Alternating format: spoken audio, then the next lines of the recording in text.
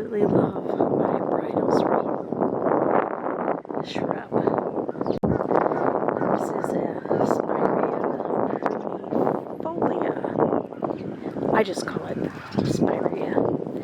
It's in the Rosaceae family, or the rose family. I didn't know that, but they do look like little roses. The name Spiraea is from the Greek word Spiraea, which means wreath.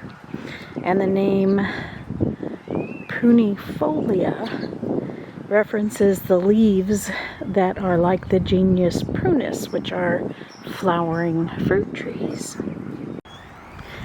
This Spiraea has been in my yard since before we moved in here in 1986, and it's bloomed faithfully every year since then. I tend to call it bridal wreath, like a possessive, but that's not it. It's just a bridal wreath. My bridal wreath does require me to prune it back a lot after it blooms. So when it's done blooming, I will cut it back all the way to about chest high. And then you see there's not a whole lot of growth from there, blooming from there down. But then it will grow all of this stuff out again. So it blooms on new wood. And so you need to prune it as soon as it's done and allow it to do what it does. You can imagine, see, here's one long stem, and they just blow so gracefully in the wind. But you can cut off this whole long stem, and then it's easily bendable. And you can bend it into a wreath to put on top of a bride's head.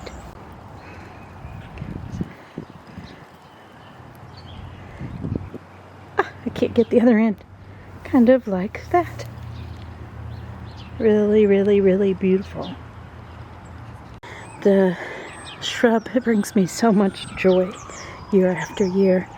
It's deciduous, so it stays green throughout the garden season.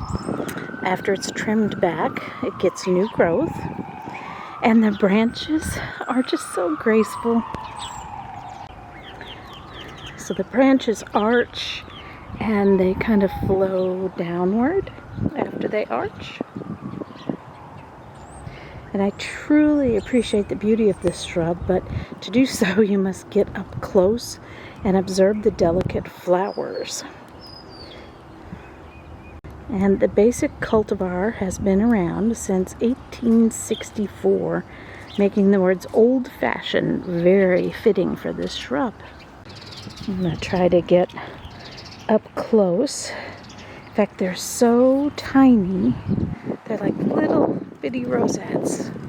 They're so tiny it makes it hard to take a picture of them. You almost need a macro lens. I can focus better if I put my hand behind it. And you see the flowers coming out all along the end. And here at the end, they're not bloomed out yet. So on this end, they're done blooming. I'm just trying to capture this in my camera so you can see the beauty of them. Big long line of little tiny rosettes blowing in the wind. Can you imagine them on top of a bride's head? I can. And they make great cut flowers in arrangements as well. You can really get creative with them.